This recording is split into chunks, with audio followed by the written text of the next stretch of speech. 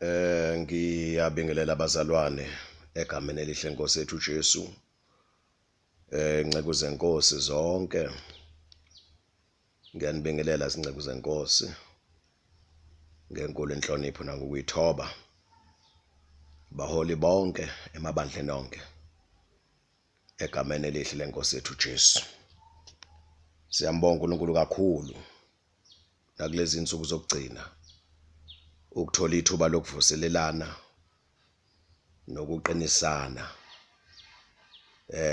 Siyambonga uNkulunkulu kakhulu. Inhloso yethu enkulu ukuba sithokozise uNkulunkulu wethu ngokwenza intando yakhe emhlabeni. Uma sisentandweni yakhe ephelele, perfect will, uJesu uyosifica siready ukuthi sihambe naye, ngoba sizobe simthokozisa uNkulunkulu wethu ophilayo, uBaba wethu sezulwini. Singaphansi kwesihloko izingceku zenkosi esithi ukubaluleka kokwazi i-identity yakho nokuyiqonda, the importance of knowing and understanding your identity, i-genealogy yakho. Nakho kunye inkosi ekwambulayo ngaphansi kwaleyo topic. Ake sibuke i-comparison phakathi kuka-Israyeli lo oseBhayibhelini kwi-Old Covenant kanye nebandla kwi-New Covenant, kwi-New Testament. Ama-requirements uNkulunkulu aye ewamisile standard esizweni sakwa-Israyeli kwakuyimithetho yakhe.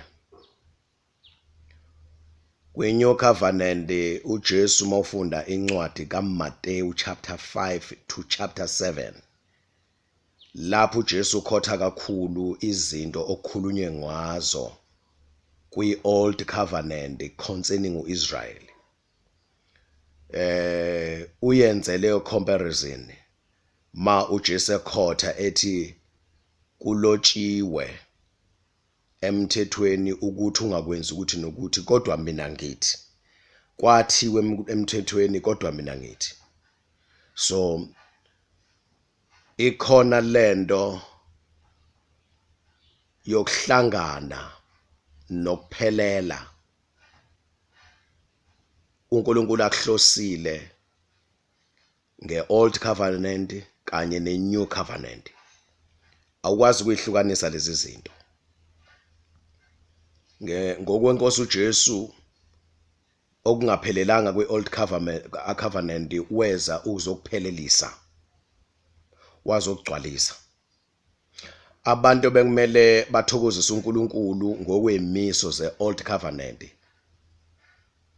abawu-Israyeli bahluleka ukwenza lokho. uNkulunkulu wabanikeza ithuba lesibili kwi-New Covenant. Kalokhu ke sesithintile ngaphansi kwale topic ye-identity, ukuyazi identity yakho nokuyiqonda ukuthi u-Israyeli literally ungubani. Sesikuvezile ukuthi inkomba zisho ukuthi abantu abaningi abamnyama emhlabeni wonke ama-continent, iningi labo bawu-Israyeli. I-confirmation yalokho ungayithola ngokuthi ufunde isign eyamiswa uNkulunkulu, eyashawa uNkulunkulu ngabo ku-Exodus 31 verse 16 and 17. Sengikhulumile ngalokho. Zikhona-ke nezinye izinto-ke empilweni osithi masizibuka abayibiza ngokuthi isikompilo kubantu abamnyama esikhathini esiphila kuso, othi uma uzibuka ziyafana nempilo nesikompilo u-Israyeli oseBhayibhelini wayephila ngalo. Lokho kukwenza ukuthi ufike ku-conclusion ukuthi impela abantu abaningi abamnyama bawu-Israyeli. Why ngigqamisa indaba yabantu abamnyama? Ingoba abantu abamnyama abaningi abaziboni beUIsrayeli lokhulunywa ngaye eBhayibhelini, ngoba ithombe ama-movie amaningi amafilimu aveze ithombe zakwaIsrayeli kungabantu abamhlophe, amaJuda kungabantu abamhlophe. Walahleka umqondo. So uma kukhulunywa ngoIsrayeli kukhulunywa ngomJuda, abantu abayikho lokho ngokwezwi likaNkulunkulu, ngokudala kaNkulunkulu, ngokukhetha kaNkulunkulu, ngokwemvelo umuntu azalwe kuyo, uthola ukuthi yena akaziboni lapho ngoba ubrainwashiwe, kwasuswa kuye i-originality yakhe. So-ke njengoba ngikhuluma kanjena, sikhuluma kanjena nezinye inceku ezinayo lenkolelo nalesi sambulo, umoya kaNkulunkulu uyafuna manje ukuthi asize, umoya ingcwele asize abantwana bakwaIsrayeli bazazi ukuthi babantwana abakhethwe uNkulunkulu. Uma kukhulunywa ngamaJuda, uma kukhulunywa ngoIsrayeli, kukhulunywa ngabo, so that bezokwazi ukuyimisa kahle phambi kaNkulunkulu. Nathi njengoba sikhuluma njena siyakhuthaza ukuthi okhokho bethu bamesapha kwisivumelwano sokuqala, then iqalekiso zika Deuteronomy 28 from verse 25 to the end zafezeka, saba ngama victims okungalaleli kwabo. Njengamanje lisekhona ke ithuba lokulungisa amaphutha, ukubuyisela lokho okulahlekile. uNkulunkulu uphinde wenza indlela yesibili yesivumelwano esisha egazini lika Jesu Kristu owafa wavuka, ukuthi ke bonke ke abantu ke manje including uIsrael nabezizwe sebengabuyisana noNkulunkulu, bame kahle, babe ngabalungile phambi kaNkulunkulu ngokukholwa inkosi uJesu Kristu. So ke mangabe uIsrayeli engazazi ukuthi uIsrayeli kulesi sikhathi uyizizukulwane zikaIsrayeli, uzogejwa ithuba lesibili futhi.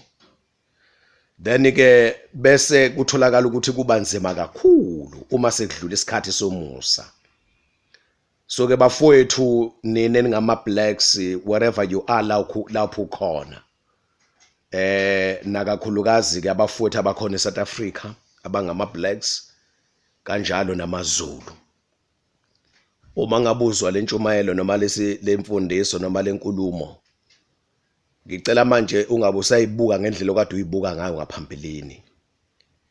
Endweni esengishilo lana ngayiveza, I believe abafowethu nabo uNkulunkulu abambulele lokho angambulele khona,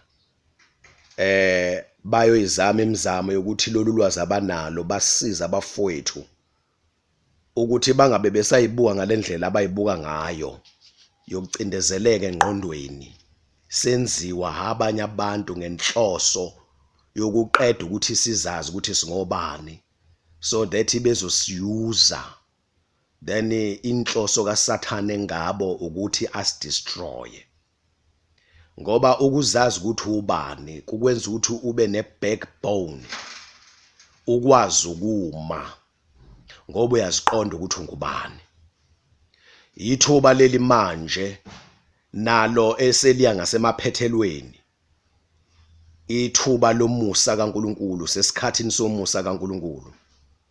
Engicela ukuthi abafowethu impela basebenzise ithuba kulesi sivumelwano esisha, noma ke kwenzeka iphutha kokhokho bethu esivumelwano sokuqala esidala, singalilahli leli thuba impela lokusindiswa, sizalwe kabusha. Sithandiwe, sikhethiwe uNkulunkulu ophilayo, asikhethanga, senzelwe umusa. Asikhombiseke ukujabula nokuthokozela nokuthakasela umusa uNkulunkulu asenzele wona ukuthi asikhethe sibe isizwe sakhe njengoIsrayeli. Manje ke kwinyakanyaka eyenzekile yongamthokozisa uNkulunkulu wethu kokhokho, sicela ke manje ukuthi ke ilungiseke leyo nyakanyaka ngokuthi phela simvume uJesu manje athokoze uNkulunkulu ajabule.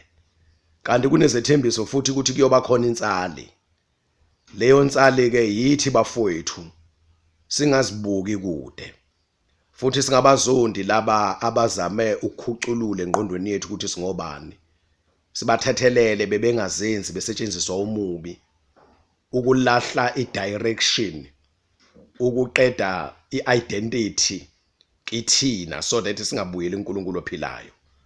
Kodwa uNkulunkulu nje besikhulumisa kanjena njena uthando lolo lwakhe asithanda ngalo. So ke ngiyacela ke bafowethu ngiqhakambisa nje uJesu esivumelwaneni esisha ukuthi uyinkosi impela yethu singabantu abamnyama, uyinkosi yethu siuIsrayeli, uyinkosi yethu singamaZulu. Mhlambe besingakunake lokho futhi besikubukela kude sithi iningi lethu uJesu uyiJuda. Uyabona nje abaningi abo baba bethu, omkhulu bethu, obaba enyameni abazalayo bebenayo into ethi kwaZulu.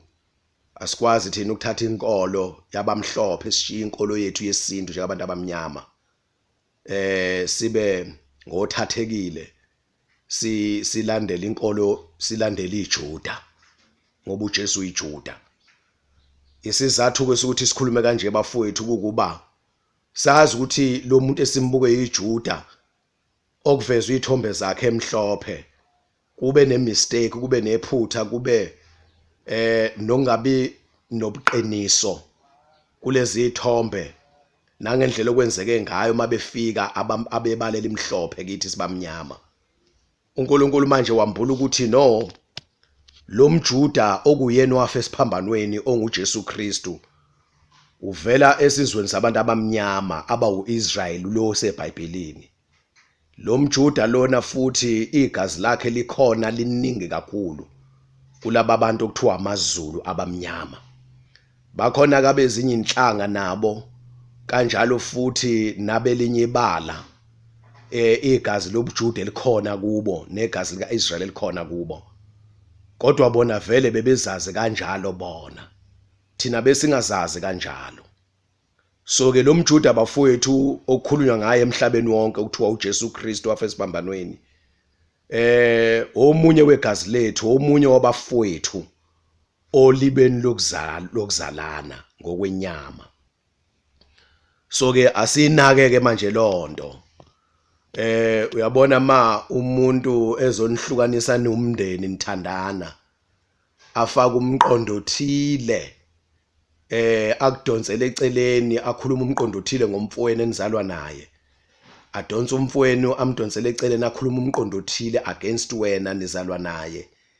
Lo muntu uyanidivide so that ezokwazi ukunimbusa anihlula ninqobe.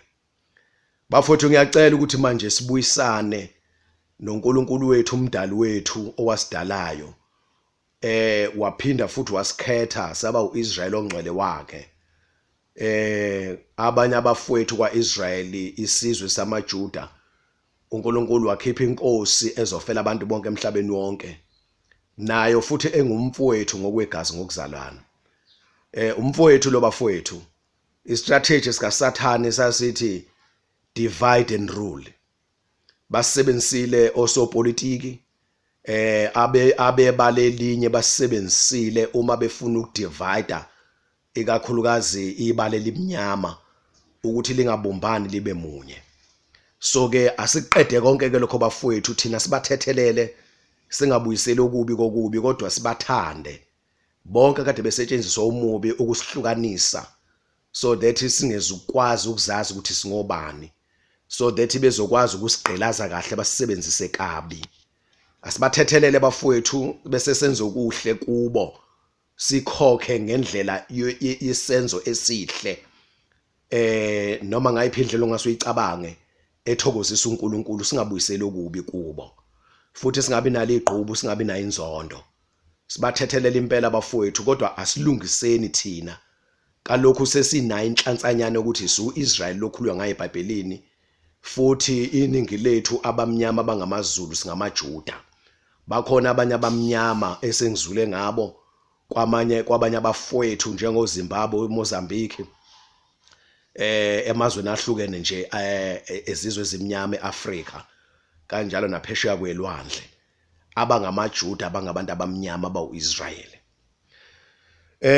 Ngifuna sibuke manje i-comparison kulama requirements engikhulume ngawo ngaseqaleni kule recording. uNkulunkulu lapha mabe ekhetha uIsrael kwi-Old Covenant, into requirement uNkulunkulu ayigcizelela kakhulu kubo ubungcwele, holiness.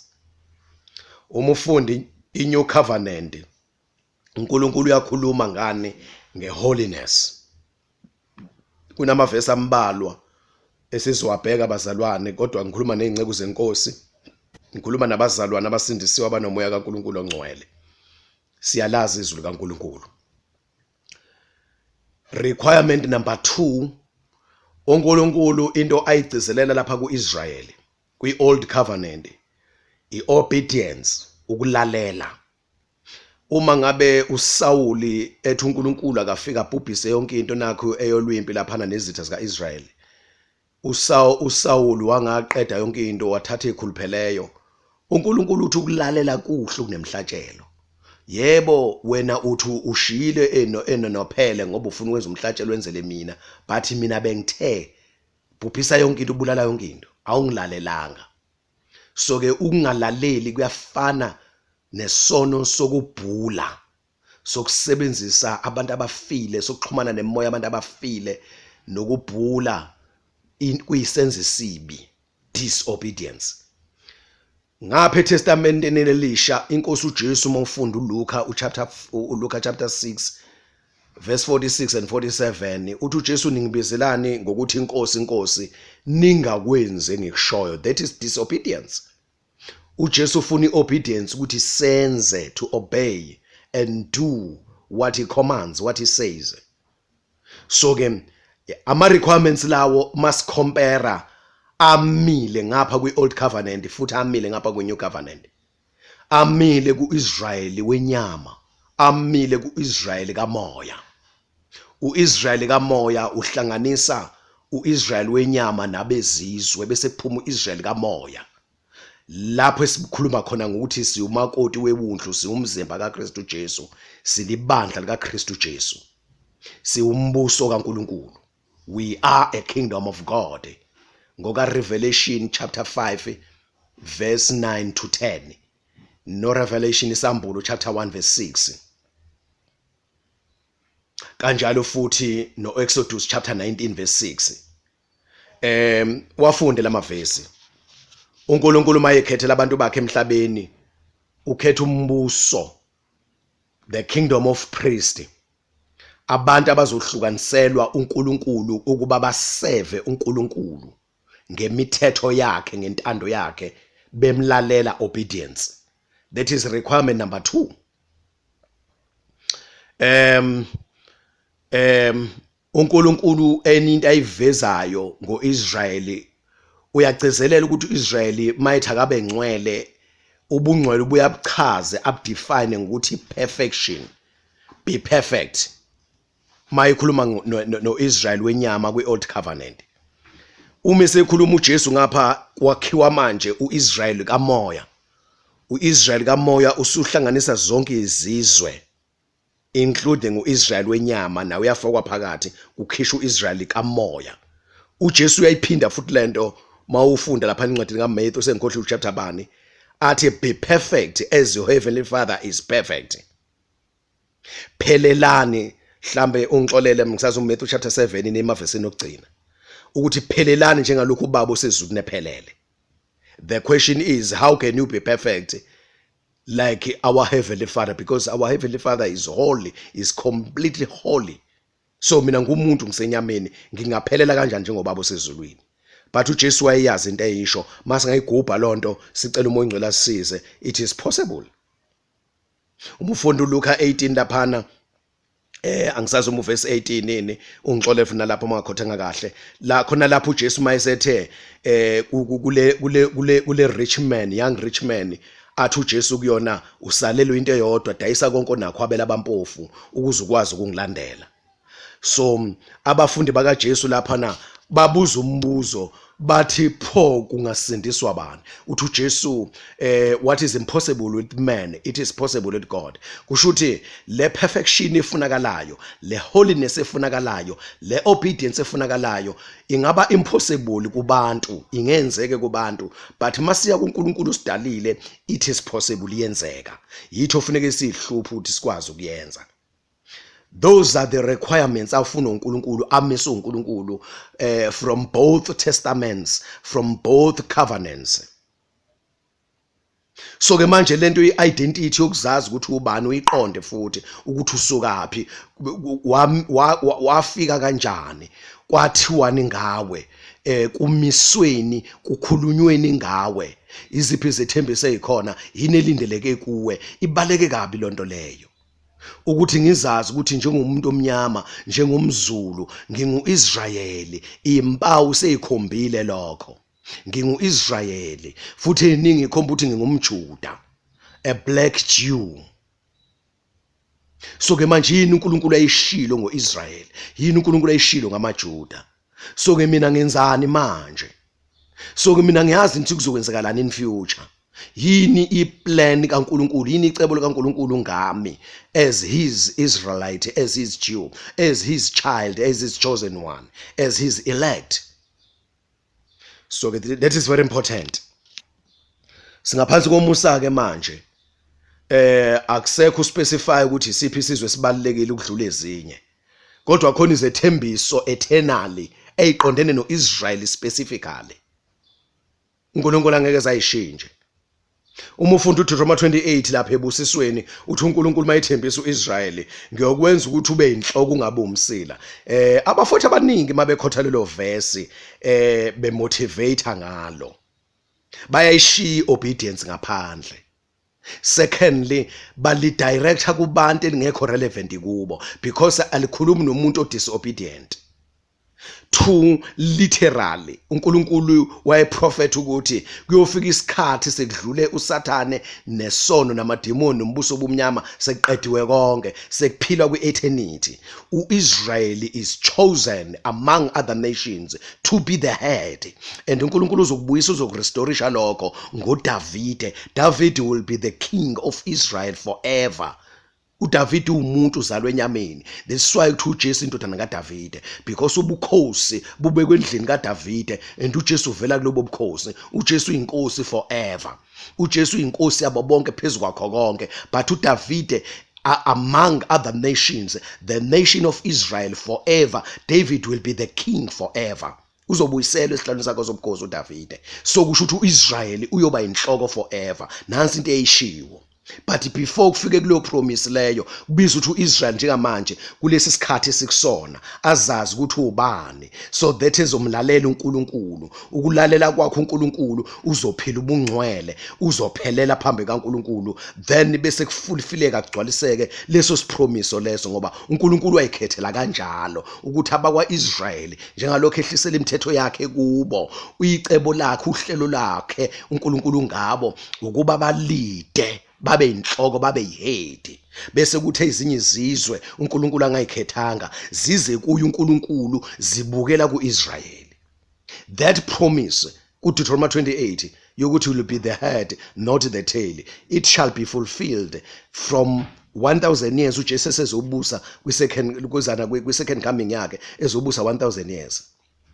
Then from then bese kungena kwi-eternity, emva koba sekuhlungiwe futhi uSathane sevulelwe isikhashana after 1000 years.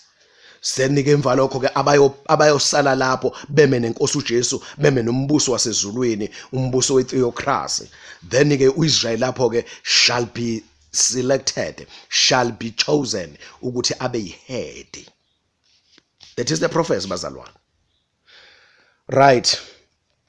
Ngiyafisa ke futhi sibukele engxenyena ke ukusizana njengoIsraeli wenyama, kodwa sifuna ukupheleliswa kuIsrael kamoya. Ngifuna sisizane ngalento ke njengoba ngithi nje manje i-comparison between the old covenant and the new covenant, ukuthi ama requirements kaNkulunkulu athini. ake sibuke ke manje ke impilo isikompilo indlela yokuphila lifestyle ukuthi ke lo Israel esifunda ngaye eBhayibhelini siqhathanisa manje nathi thina esingabantu abamnyama nesingamaZulu ekade silinyaziwe ngqondweni ukuthi singazazi ukuthi uma kukhulunywa ngoIsrael eBhayibhelini kukhulunywa ngathi manje sesina inhlansanyana encane ukueda kuleyo nhlansanyana ukuvuthela lomlilo ukuzokhule uzube umlilo omkhulu noma usalokoza kancane ngicela ukueda lokhu njengamanje ngicela sibukisane lokhu abadala bazongizwa kangcono kulento engizoyisho njengamanje. Enye into esibona ngayo ukuthi abantu abamnyama lokho engizokhuluma angireferi kumaZulu kuphela njengabantu abamnyama ngirefera kubo bonke abantu abamnyama endaweni zonke kodwa ikakhulukazi eAfrika la ngikwazi ukubona khona ngikwazi ukulandelela khona ngibuka na kuma movie athile akhuluma ngama Africans ngesiko impilo nendlela abaphila ngayo ngidadisha indlela abenza ngayo izinto then nase America ama-Black Americans khona amafilimu engikwazile ukwabuka ngidadisha impilo yabo ukuthi ke indlela abenza ngayo iyafana nalese eBhayibhelini. Yini ke lengizoyicompare njengamanje sicompare thina njengamanje kulesi sikhathi esiphilayo uqinisekisa ukuthi ngempela so Israel singamaJuda abanye bethu among the Israelites ngoba izizwe zo12 zakwa Israel khona isizwe sakwaJuda then uJuda ila kuvele khona inkosi uJesu akhona amaJuda amnyama. So indaba yokuganana lapha eAfrika nakwaZulu ezweni samaZulu lento yokuganana when it comes to uganiselana yinto lena ikakhulukazi abaningi abamnyama not amaZulu kuphela bekuyinto ethi isinqumo sithathwa abadala abahlangane baxoxe ukuthi insizwa kabani soyiganisela intombi yakwabani kuba abazali bensizwa abathi siyayithandela indodana yethu intombi yakwabani then ke bekuyisiko impilo elifundisa inhlonipho ukuthi ingane iyabahlonipha abantu abadala uma sebekhulumile abantu abadala kanjalo ibihlonipha ingane ihlonipha ngoba iyazi ukuthi abantu abadala baneso ababuka ngalo njengabantu abadala futhi bayifisela into enhle and kunengxenye ama-aspect nama-angles abawabukayo when it comes to umshado ukuthi lo mshado kuze ube impumelelo nazi izinto kufanele sizicheke beba involved kube yibo isikhathi esiningi aba-initiatayo ukuthi ingane yabo bayithathela yiphi intombi nentombi abazali babe involved ukuthi uma kuza iproposal bayayivuma noma bayivume irrespective ukuthi intombi ngakube iyayithanda nensizwa uma abazali bethi no ngezinto ezithela bayibukayo ibithoba intombazana ithi abazali bami bangifunela the best I trust them indlela bekukhuliswe ngayo leyo abantu abaningi abamnyama then lento masihlola lento eBhayibhelini into yakwaIsrael leyo then uNkulunkulu kuze kube nemiyala imisayo ngendaba zokuganana ngizowafunda amavesi kwi-Old Testament na kwi-New Testament ukuthi ku-Israel specifically wenyama ikhona lonto ku-Israel kamoya ohlanganisa zonke izizwe including u-Israel wenyama then lokhu kuthiwa ibandla iphinde yaphindwa futhi lonto. So siyayibona thina singamaZulu siyayibona thina singabantu abamnyama eAfrika siyayibona kubafowethu abamnyama lapha neAmerica ngakubi South noma North America. Then mhlambe unolwazi ke oluthe thuthu kunolwami ukwazile ukufikelela kwamanye amakontinenti angikwazanga ukufinyelela lapho. Right, uma ufunda uJakobe chapter 1 uverse 22 wakhona uthi yibani ngabalenzayo izwi ningabe ngabalizwayo nje kuphela nizikhohlisa. Sizolenza kanjani izwi singazazi ukuthi thina singabantu bezwi singabantu bezwi kaNkuluNkulu ngoba uNkulunkulu wasikhetha ngezwi lakhe wakhuluma sabakhona even okudalwa kwethu solenza kanjani singalazi then sizolenza kanjani futhi izwi singazazi ukuthi singobani ubani ubaba wethu ubani uNkulunkulu wethu yabantu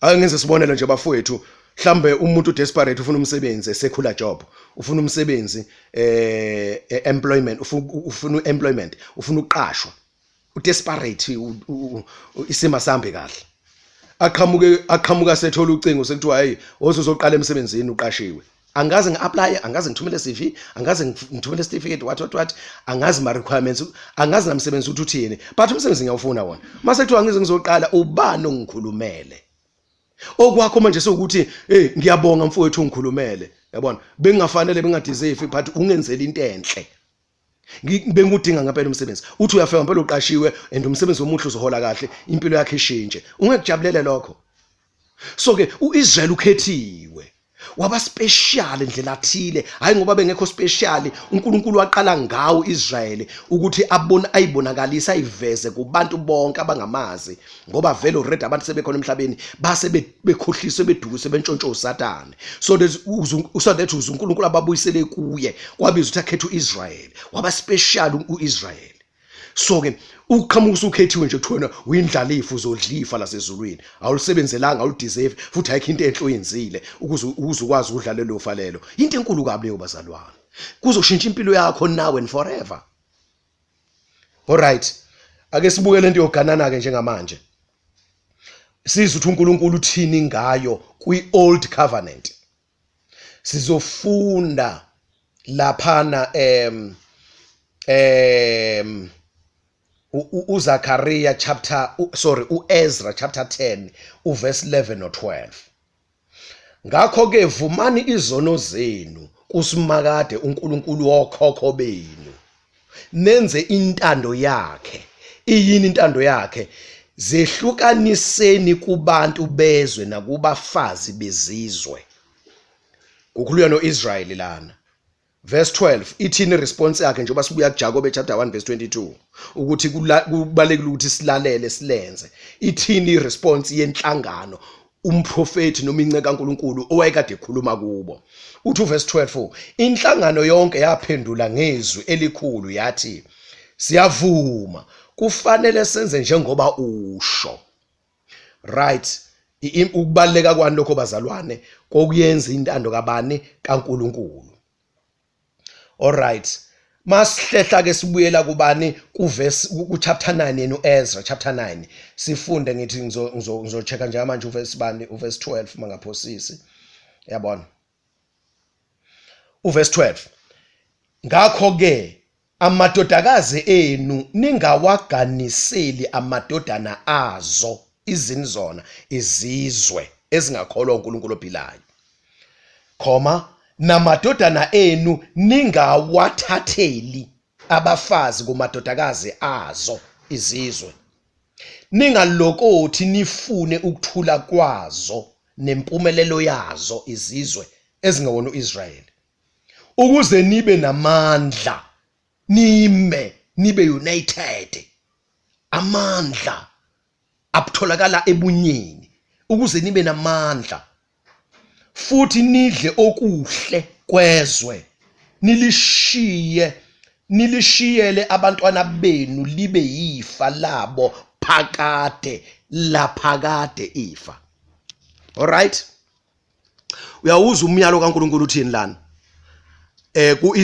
kuIsrael lo seBhayibhelini uthi obaba bangathathela amadodana abo kusho ukuthi lento when it comes to uganiselana kwakuba irresponsibility kababa ukubuka ukuthi yiphi intombi okumele izogana umfana wami right njengenceke zenkosi niyayazi le ndaba kaAbrahama akuvele eBhayibhelini ukuthi uIsaka wathi baba sengifuna ukuganwa manje kodwa kuvela uAbrahama umfana wakhe sembona ukuthi una 40 years manje and then usemdala manje uAbrahama umfana wakhe akasho lutho ngendaba yokugana uthi ke uAbrahama ngoba phela kusho ukuthi Isaka wayefundisiwe ngesiko impilo la kubo ukuthi kufanele abazali manje bakhulume phela ngendaba zogana kube yibona aba-initiatayo not always the case akucace lokho uthi uAbrahama mayikhuluma nenceke yakhe eyayikade iphethe ifa lakhe sengikhohliwe igama lakhe noma uEliyazini ungixolele mangakhothanga kahle inceke inkosi uthi ke uAbrahama hamba uthathele indodana yami umakoti lezweni lakithi ungathathi kwabezizwe thatha ngaphakathi kithi uIsrael uvela bani uyisizukulwane sikaAbrahama ukhokho wethu Abraham nayo indlela enza ngayo. Yabona uthumela inceku yakhe ukuthi uyothathela umfana intombi. Hayi ukuthi umfana wahamba wayekhethela. Okay? Right, siyabonga kakhulu bazalwane egameni lika Jesu. uNkulunkulu uyayithanda lento ke ukuthi kungageniselwana labantu bezizwe. But uIsrael amadodakazi kuthiwa ke abesifazane bangathathela amadodakazi abo abayini. Umama kwaIsrael yena wazi ukuthi le ndodakazi yoba ngikhulise kanjena njena idinga umyeni onjani. So kuyazwana ngaphakathi esizweni sakwaIsrael ukuthi ifamily yakwabani imkhulise kahle umfana wakhona uyifanele ingane yami. And bayikhulise ngomthetho kaNkuluNkulu ngoba nathi siphethe umthetho kaNkuluNkulu. Abezizwe abanawo umthetho kaNkuluNkulu bakhonza izithixo.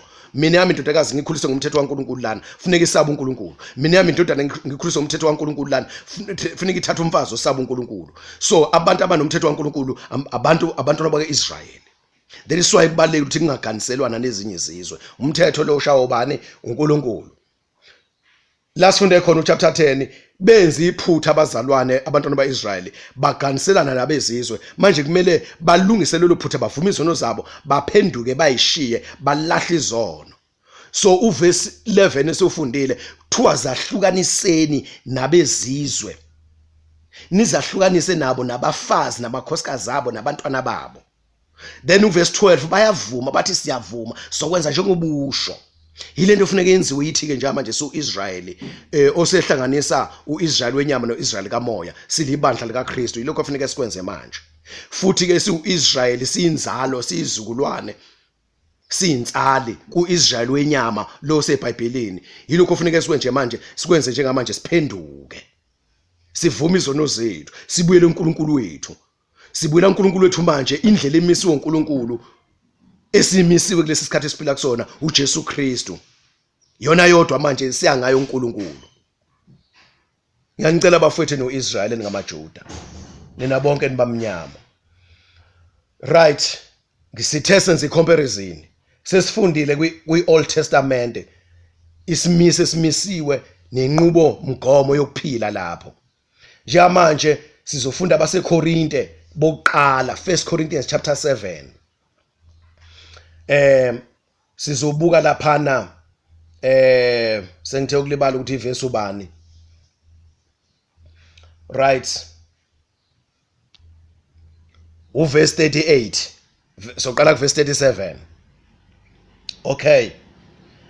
Kepha omi eqinile enhlizweni yakhe engacindezelwa yilutho futhi eyibusa imizwa yakhe makenze akubonayo uma esenqumile enhlizweni yakhe ukuthi uza kuyiyeka ingoduso yakhe iyintombi wenza kahle. Kuyavela futhi lana ukuthi intombi ayiveli ithathele isinqumo sokuthi iyogana. Funeka ithole ipermission kubaba wayo. So ukugana kwayo nokungagani kwayo kuncike esinqumeni sika baba wayo. Mhlambe isizulu silayithanyana silulanyana masibeka ufunda amanye amaversion ihumusho zesingisi ezahlukeneyo. So ke umuntu onquma inhlizweni yakhe ukuthi ngeke ngiganise ingane yami ngizoyigcina ingoduso intombi into ingamazi umuntu wesilisa iziyofa. Ku right futhi lokho. Ku right lokho. Unquma kahle lo muntu lowo. Kodwa mayinquma futhi ukuthi ngizoyiganisa akuyona ingane enqumayo. So ke manje mase siqhathanisa abafowethu la eAfrika mina nginesiqiniseko njengamaZulu noma ingasekho manje lento endaweni eziningi ayisavamile kakhulu kodwa ngiyayazi kule age yami ngakwazi ukuthi mangikhula ngiyithole nguthola umlando kobaba kokhokho kwabadala abasizalayo ukuthi kwaZulu ibikhona into yokuthi abadala abahlangane ukuthi no umnumzane uyayithanda intombi yakwabani uyithandela umfana wakhe. Then umnumzane wakwabani uyavuma ukuthi indodakazi yakhe ngayogana kwabani. Bahlangane banquma izingane bese zitshelwe inqumo zabazali ukuthi ke wena mfana uzogana intombi yakwabani, wena intombi yakwabani uzogana umfana wakwabani. Ikhona lonto ngiyayazi. Bazongivumela abadala hayi abazingane. bakhona abazingane mhlawumbe abangawuthola lo mlando nabo bangivumele futhi. EAfrika uma uzodatisha kahle kwamanye amafilimu ezinye intori ezibukwayo la eAfrika kubafuthi baseAfrika bayazama njengamanje ukuqeda isiko kompilo lokuthathelwa kwezingane inqumo abadala makuziwa kwezokugana. So ababhali balezo story bazama ukuveza ukuthi ubuhle bakhona buphi and abusebuningi ubuhle manje sekukhona ububi kulesi sikhathi esiphila kusona. Bazama ukuqhakambisa manje ukuthi awaqeda amasiko empilo amadala. But kuyeke lokho ke asingeni kukho, kodwa ngifuna ukuveza lento ukuthi uyabona ukuthi eAfrika ikhona lento, ikhona kubantu abamnyama yokuthi abantu abadala banayo into yokufisela izingane zabo ukuthi zishada nobani. Yilento esithola la kwaIsrayeli ke ukuthi mayethu uNkulunkulu lapha encwadini kaEzra ningathatheli uEzra chapter 9 verse 12 ningathatheli amadodana enu amadodakazi, ningathatheli obana abathathayo obaba abathathela amadodana, ningathathela amadodakazi enu amadodana abo obana abathathayo obaba nomama bethathela amadodakazi abo. So ke uyabona ukuthi uma kuthiwa suIsrayeli impela suIsrayeli bafowethu njengama Africans, njengama blacks, njengoZulu omhlophe, then suIsrayeli and abanye bethu singamaJuda. Sikubona ngani lokho? Sibona ngale comparison esiyenzayo njengamanje. Ikhona le comparison masiqhathanisa thina esiphila kulesi sikhathi nalo Israel esifunda ngayo eBhayibhelini. Siqhathanisa futhi iBhayibheli lonke, iOld Testament neNew Testament. Uyayibona lento ukuthi iyefana lento. Bafowethu lokho ebengifuna ukukuveza when it comes to marriage, ukuganiselana ukuthi lithini iBhayibheli. uIsrayeli ngoba phela iqiniso lithi uPaul obhala lencwadi ubhalela bezizwe ababengamazi uNkulunkulu, kodwa ubanikeza into yena yazi yakhule ngayo njengomHebheru, njengomIsrayeli, njengowesizwe sokwaIsrayeli. So ufundisa manje abezizwe okusho ukuthi lento efuna uNkulunkulu kwiOld Testament ifuna uNkulunkulu kwiNew Testament, efuna uNkulunkulu kuIsrael wenyama ifuna uNkulunkulu kuIsrael womoya. Into efuna uNkulunkulu emandulo ifuna uNkulunkulu kithi manje. Ingakho kuyithi ke Zulu omhlophe bafowethu Israel ongcwele kaNkulunkulu, asibuyeleni uNkulunkulu ophilayo. uJesu Kristu wasifela esiphambanweni, sikhethiwe. Hawu umuntu mayijabula ukuthi useqashiwe enga-applyanga ayongena emsebenzini asebenze kahle ahole kahle, kanti khona umuntu omkhulumele, khona umuntu omhluphekele. Nathi uJesu wethu sihluphekele bafowethu. Funeke siyongena ezulwini sidle ubuhle bakhona, sidle ifa la khona, siphile khona ingunaphakade, sitamase and isithembiso esithenjiswe sona esasebukhosini, esakwipalace, esalapha kwi-headquarter ukuthi siyobusa nenkosi uJesu ingunaphakade. Ayikho into esenzile bafowethu. uJesu nje ovele wasifela esibambanweni. uNkulunkulu wamvusa kwabafileyo, wasitholela ukuphila okuphakade ngokuvuka kwabafileyo. So ke njengoIsrael, njengoJuda bafowethu, njengabantu bonke ke angibashina bo ngaphandle ukuthi lesi sifundo bengizama ukulungisa ingqondo yethu siuIsrael, singamaJuda, singabantu abamnyama. Siyabonga kakhulu egameni elihle Nkosi yethu uJesu, amen.